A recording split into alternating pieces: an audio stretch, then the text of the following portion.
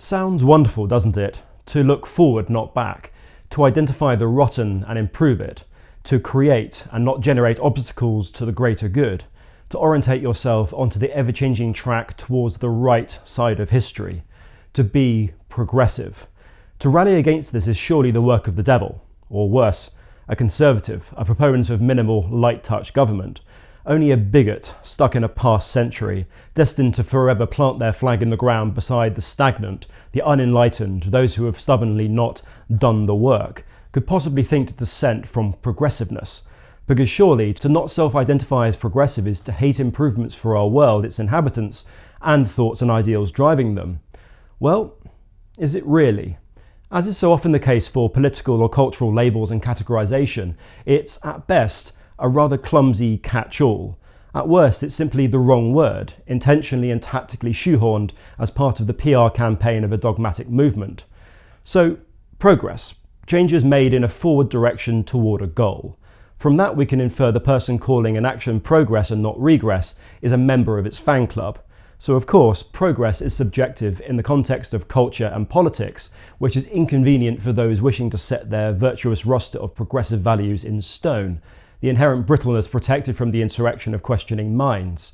In our preeminent cultural dialogue, progressives are on the left, so much so that those on the right use progressive as a low-grade slur, despite surely wishing such an innocuously positive word were not claimed and ring-fenced by the opposition. For those purposes we call the left the people of large government, regulation and controls, the collective over the sovereign individual. That's not controversial, it's an established worldview, and plenty of well-meaning people think those principles in a hypothetical, non-authoritarian context would be best for a population's future and their environment.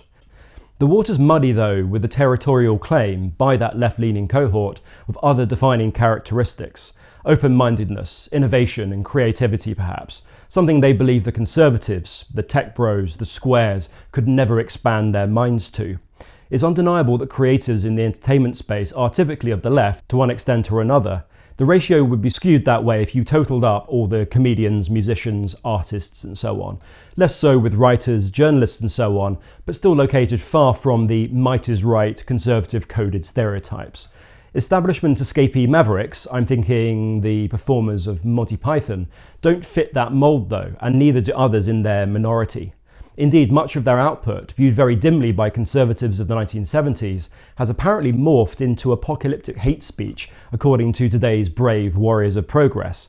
You can never be far enough along the scale for some.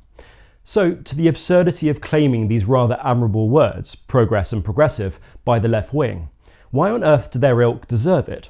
Let's look to recent history when the socialists and their yet angrier cousins the communists controlled entire nations and indeed swathes of the world. What sterling creative output did we see? What technological leaps forward? What progression towards a better world?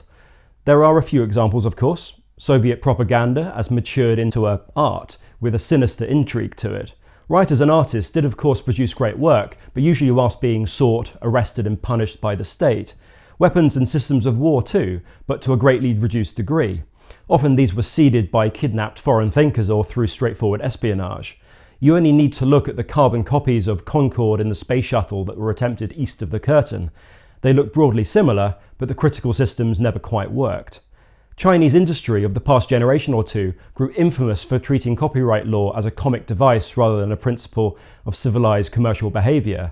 They have proven a skill to tweak, simplify, mass produce, and reflood the global market with products, software, and ideas born far outside of the People's Republic. The recent scare of a Chinese AI that eclipses Western efforts is, I gather on closer inspection, rather less alarming. Many on the left would cry foul.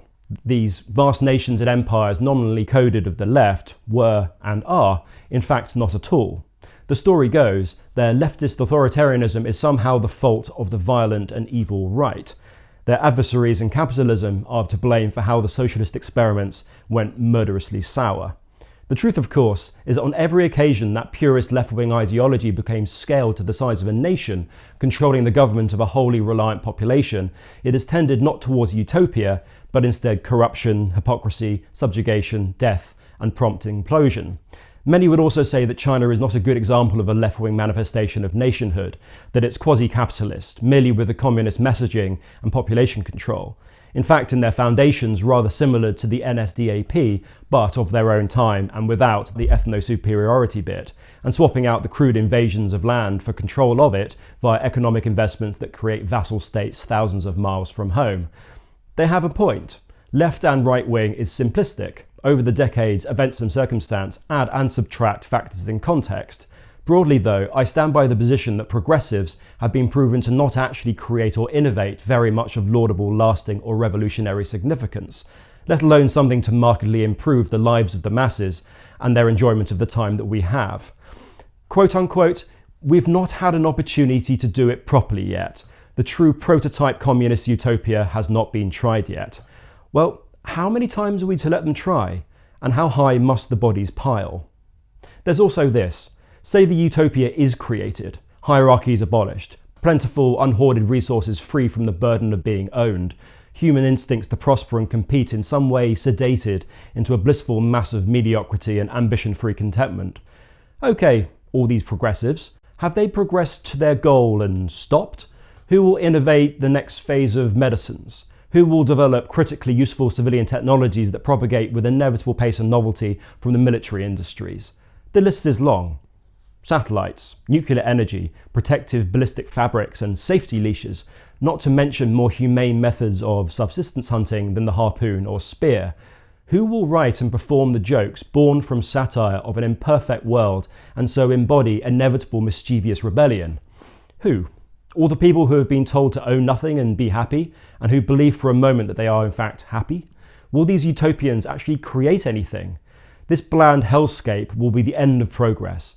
The tension and competition that nourishes culture, our creations, our discoveries, and the tragedies that remind us of our humanity must drive us to be creative and liberate the word from the hijackers.